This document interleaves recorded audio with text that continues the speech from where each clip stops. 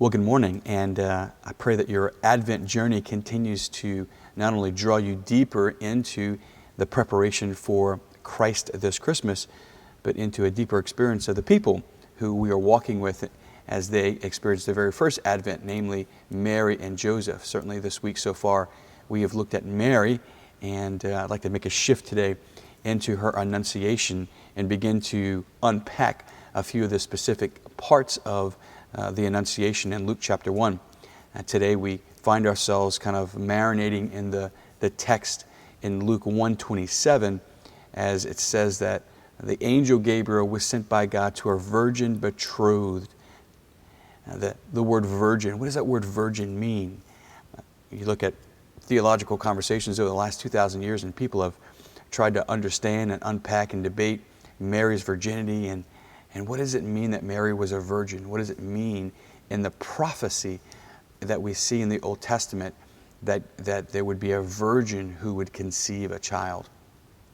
It's a great book called The Reed of God, written by Carol Houselander. And in that book, The Reed of God, she writes, and I quote here, "The virginal quality, for want of a better word, I call emptiness." Let me read that again. That virginal quality, what does it mean that Mary's a virgin? For want of a better word, I call emptiness. Mary's virginity can be more personally understood through her profound emptiness. Let me explain that a little bit. In the Old Testament, in the book of Numbers, chapter 30, verses 4 to 6, we see the Jewish prescriptions for a woman vow to perpetual virginity and complete consecration to the Lord. In other words, celibacy, the celibacy that I live out, the celibacy that priests and consecrated virgins and brothers and sisters, nuns and etc., the celibacy that we see alive in our world today is not 2,000 years old. It's not necessarily limited to Christianity, but 4,000 years old. Celibacy has Old Testament roots. Celibacy is pouring forth from the Jewish tradition, not simply the Christian tradition. And what we see in the Old Testament book of Numbers is that if there was a woman who was going to make a vow of virginity and a vow of celibacy for the rest of her life, that those are the prescriptions there in Numbers chapter 30. So with this tradition, understanding the Old Testament, understanding Old Testament celibacy, understanding Old Testament complete consecration, the early Desert Fathers wrote that Mary had made a decision for complete consecration to God, embracing virginity. In other words, Mary had long intended to remain a virgin and had made a promise to God before and after she was betrothed. That the Desert Fathers write that Mary had desired to be celibate before her betrothal to Joseph, and she intended to stay celibate after her betrothal to Joseph. So Mary's virginity points to her emptiness. She was, quote unquote, empty of anything that was not of God. She was empty of anything that would prevent her completely just resting with God.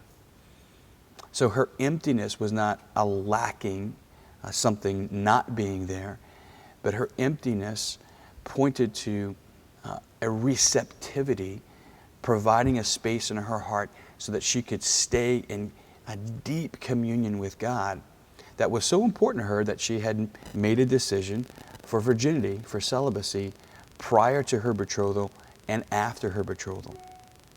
Now, a lot of us panic at emptiness because of its connotations in today's language.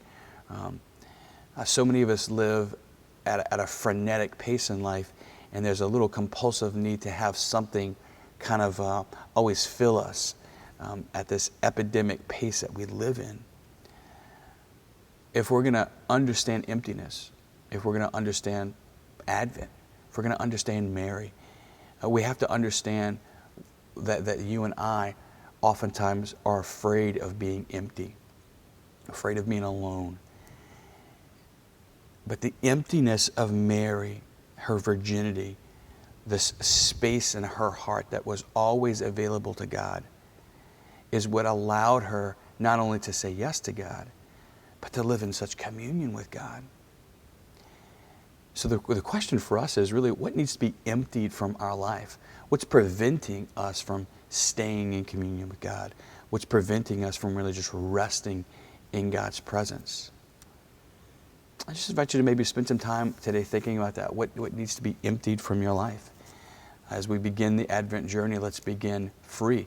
Let's begin with our hearts wide open. Let's spend some time today with Mary and ask her what needs to be emptied in our lives so that we might receive as she did. God bless you.